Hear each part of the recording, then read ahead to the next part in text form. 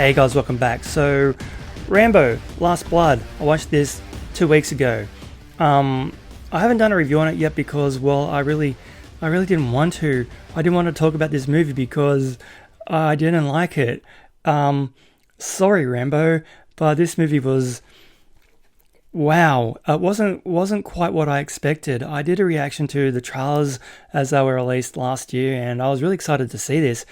I love Rambo, and after the magnificence of Rambo Part 4 was such a bloody good time, I was quite excited to see where Rambo picked up. So at the end of that fourth film, Rambo, after his adventures in Burma, returns home to the United States, and you can see him walking back to his farmland with the post box at the front with his Rambo family name on it, and the music plays and the credits start, and you think, oh, he's home.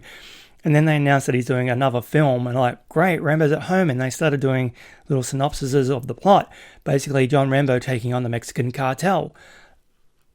So I had faith because I love Sly and I love Rambo as a character, so I was kind of excited to see it, but I missed it at the theatre. It came out last year and I didn't go. I haven't been going to the movies a lot lately. I've just been enjoying my my home theatre, which is a lot better than going to a crowded theatre and being disrupted all the time and paying those astronomical prices. So I didn't go, and it was released a couple of weeks ago on Blu-ray 4K, so I picked it up, and straight away, the first thing I'm going to say is that the picture quality of this thing is insane. It was beautiful, like the detail and the colors and the costuming and the gore effects and the explosions, the noise, the sound, everything is A+. The 4K version of this film is incredible. A lot of night scenes, a lot of inky blacks and a lot of colors, a lot of red stuff. So a lot of detail in Sly's face, so you can tell how old this man really is now. And he's still he's still making these action films, which is fantastic. But yeah, the detail, he's looking old, guys. It's poor Sly, but he's still making Rambo films, and that's awesome. So the detail and the clarity of the image is second to none. 4K in these kind of new films, amazing. Of course it is. So this movie was made in 2019, 12 years after Rambo Part 4. So this one they titled Last Blood, which is a nice tie-in to First Blood, which came out so many years ago.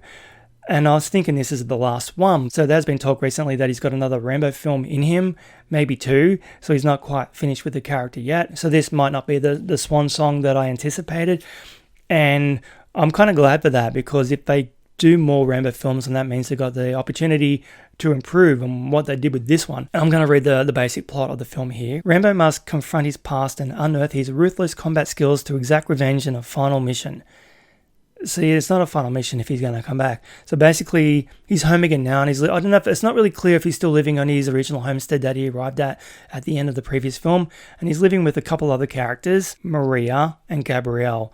Maria is Gabrielle's grandmother.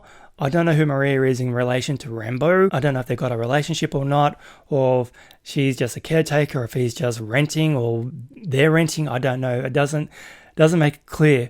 But it is established pretty early on that Rambo has got like a father-daughter relationship with Gabrielle, played by Yvette Monreal. And Maria is played by Adriana Barraza. So basically, the story is that Gabrielle wants to go find her true father, who abandoned her at birth, and now he's living in Mexico, and he's a ruthless, horrible person. But that's not even the main gist of the plot. So when Gabrielle goes down to Mexico to find him, doesn't want anything to do with her. And then her friend who lives in Mexico kind of sells her out and gets her sold to a Mexican drug cartel as a sex slave. Good friend. She's missing at this point. Rambo finds out, so he goes down to find her. He gets beat up a fair bit, a lot of confrontations and violence. He gets her home, but she dies, unfortunately. So Rambo exacts bloody revenge on the Mexican cartel, goes down, kills the leader's brother, cuts his head off. So then the Mexican cartel comes back up across the American border, and Rambo has booby-trapped his entire farm, and there's just maximum carnage at the end as he takes on and kills everyone from Mexico.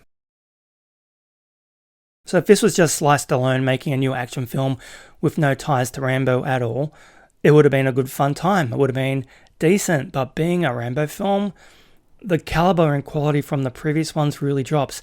This does not feel like Rambo to me at all. He's overly talkative. He's got more dialogue in this film than he's ever had in 5 of his last films combined. And he just doesn't feel like that character, that loner, that man who's never known love and is just an outsider and fighting the good fight, but just wanting to be left alone and not get involved.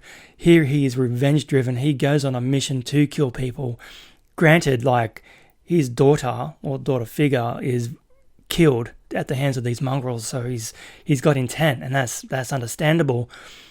But for me, Rambo's always been the trope of a one-man army taking on a whole bunch of soldiers or the police department.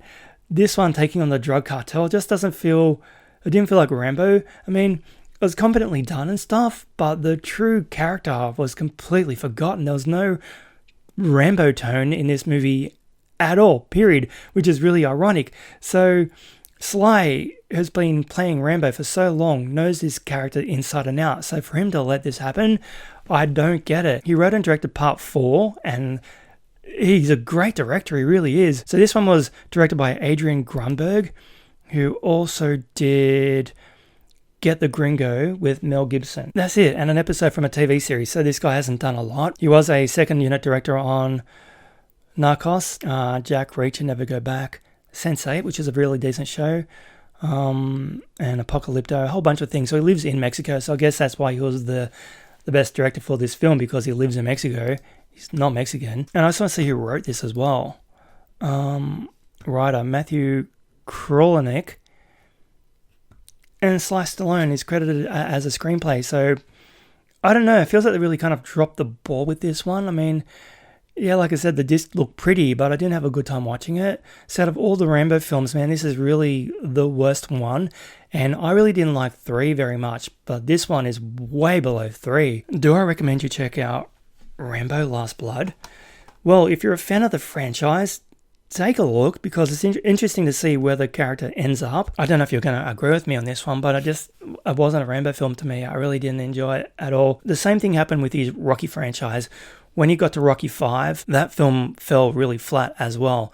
So it kind of killed the franchise for a little while. So what Sly did was take some time out and then come back with Rocky Balboa, which was an amazing return to form for that character. It was his last solo film as Rocky. The franchise continues with the Creed films, but as a Rocky film, that was a marvelous send-off. It was really well done. There was a love for the character, and he was paid respect. So this is the 5th film in the Rambo franchise. The same thing has happened. The film fell flat, so there is talk that Sly has got another Rambo film in him, like I said. Maybe that's in direct response to this one tanking so badly. He might want to kind of just revisit. So the guy can write and he can direct. So if he decides to come back one more time, not 2 more times, Sly, just one more time, as Old Man Rambo, and just give him like a Logan-style send-off, well-written and well-directed, I'll be down with that. But as it is now, I think Rambo's story is really done. I mean, there's nowhere else the character can really go. I mean, he's been taking on armies for years and winning. Now he's taken on drug lords. I mean, yeah, she just wasn't good. Anyway, guys, that wraps up my Rambo retrospective for now. 5 films in the franchise. I've done a couple reviews last year when I wasn't feeling too well. I did my armchair review, so it's all on a playlist. I just sat back on the couch and grabbed the camera and talked about the film. I didn't have the whole green screen set up like I do today, but I love the franchise dearly. First Blood, I grew up on that film. It was just amazing. It was so good. And then Rambo 2, I remember seeing that film at the movies. It was a double header with Terminator 2, I think. So that was a great action day out. Part 3 was a big disappointment. Part 4 was a wonderful return to form. And then Part 5 just completely dropped the ball. So there's that. Any Rambo fans out there, let me know what you think of the franchise. What's your favorite? Will you pick this up on 4K? On my recommendation? Jeez, don't do you stream it or something. Watch it on digital or just wait till Netflix, honestly. Anyway, catch you in the next one. Thanks for watching.